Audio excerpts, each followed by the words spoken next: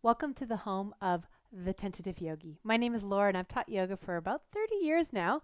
And one of my most favorite things to do is to introduce yoga to brand new beginners. So this channel is for you if you're a brand new beginner, or maybe you've tried yoga before and didn't have a good experience, or you learned yoga but didn't feel like you really learned yoga. Because on this channel, I take you all the way back to the beginning and really give you the foundational tips and tricks to do this practice really well to take your life to the next level.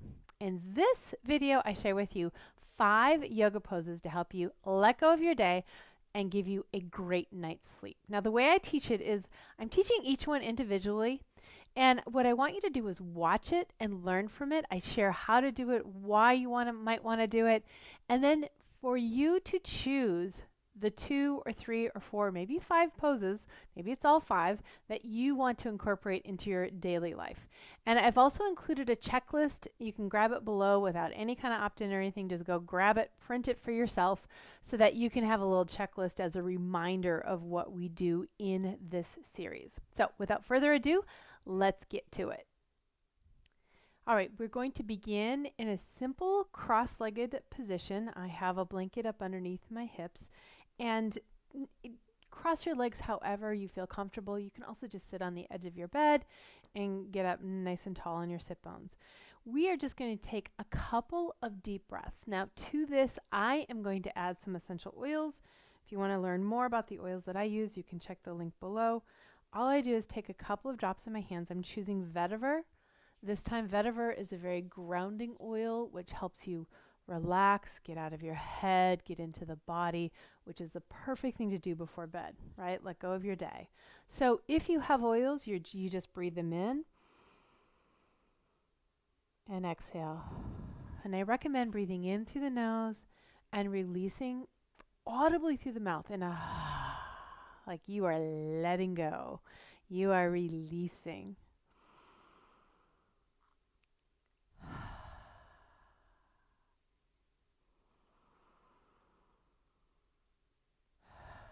And I just do it 3 times, and that just helps you let go of the day and get yourself settled into your evening, whether it's right before bed or maybe you're home from work, and just helps you let go of the day and settle yourself into whatever the next part of your evening is, your transition. All right, for the next one, we're going to do extended child's into child's pose. Now, this is kind of 2 poses, really, but they flow so beautifully, we're going to count them as 1. Extended child's is going to help you release the shoulders and some of the upper back tension we get during the day. And then into child's pose. Child's pose is very soothing, or it's supposed to be soothing if you're able to get into that fetal position of child's pose. It's a very calming position, plus it forces your breath into your back body.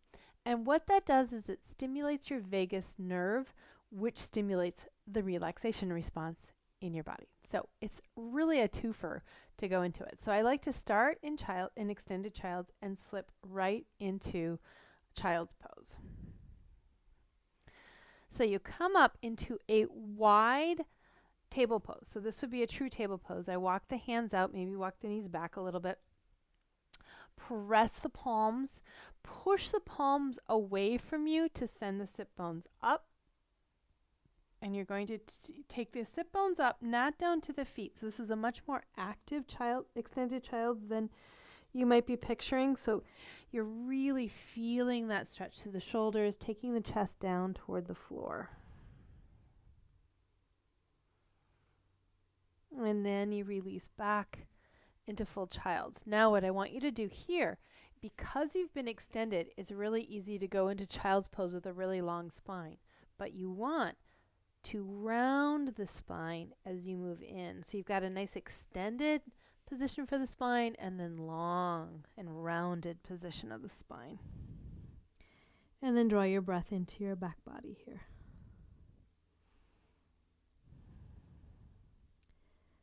Often get a really nice lower back stretch here as well. Make sure your shoulders are relaxing.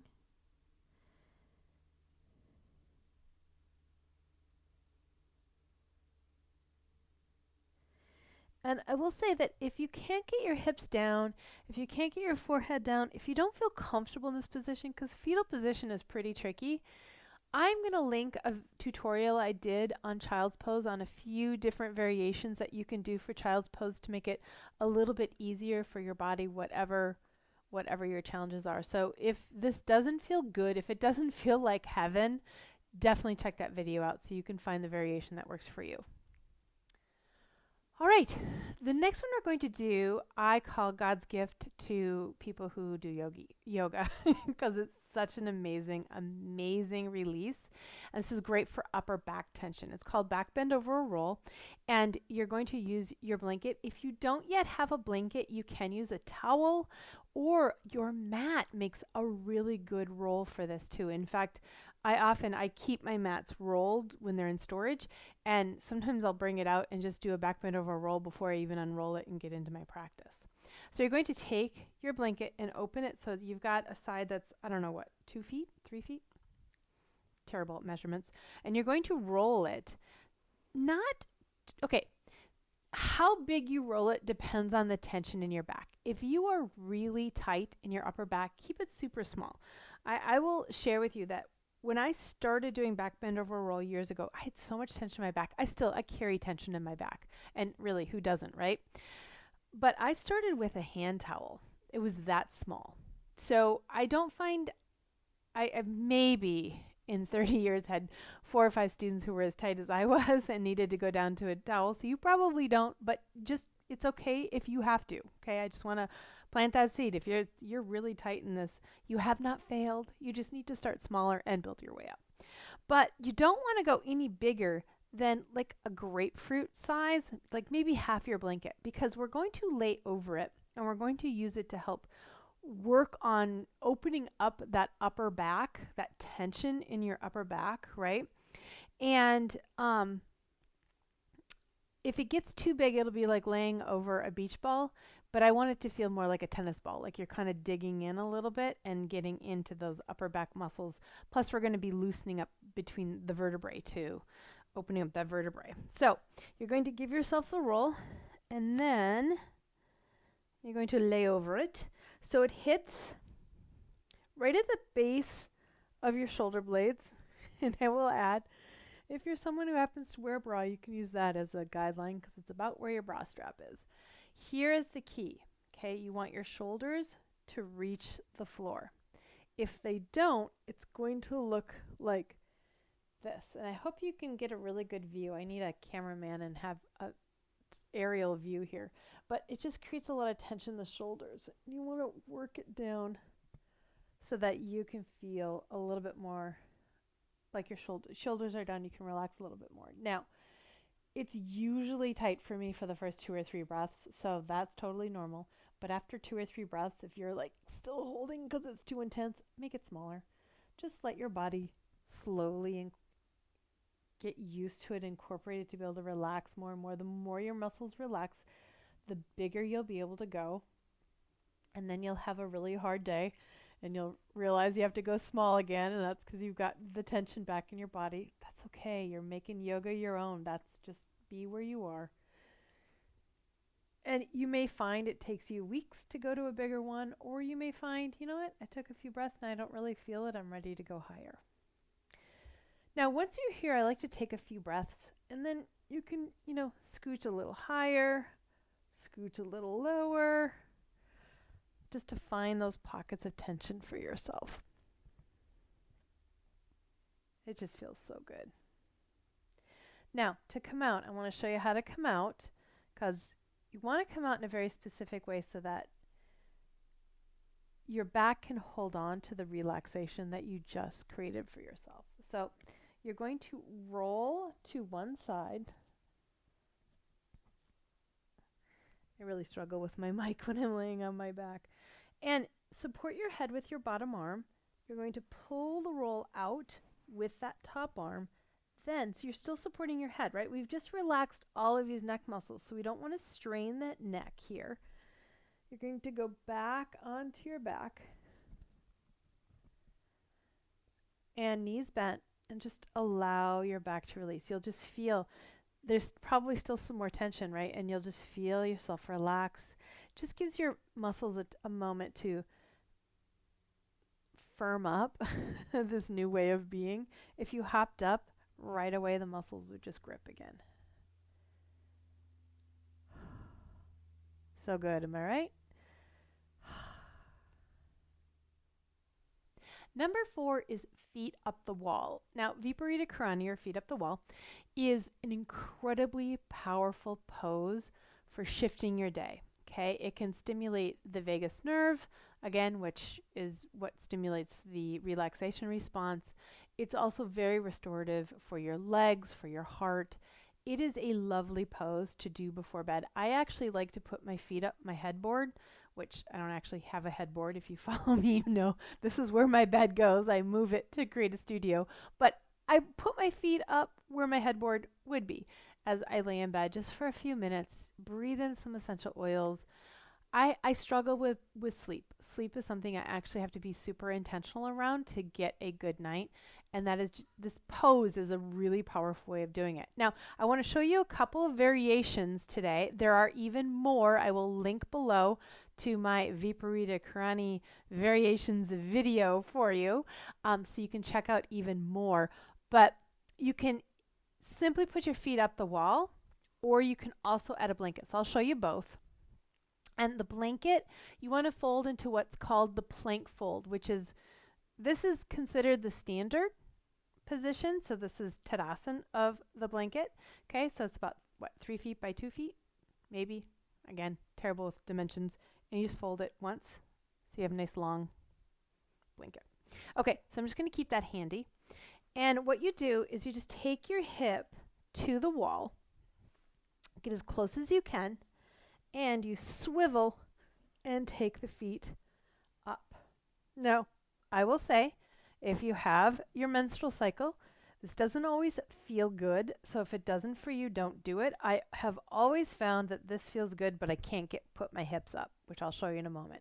Like, this feels okay if I have my cycle, but putting my hips up doesn't. So if you just kind of feel like, the way I usually describe it is fingers on a chalkboard, right? It just doesn't feel right, then just come down and just allow yourself to relax.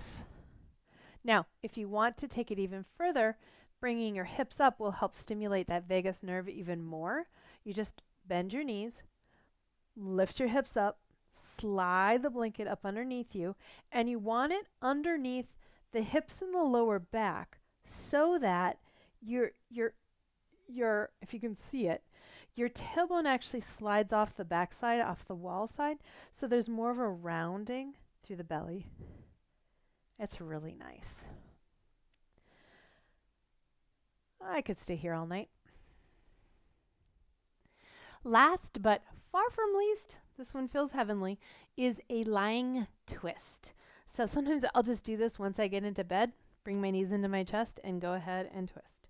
So you're just going to come down onto your back, bring your knees into your chest. You can just hug them. This usually feels really nice on the spine.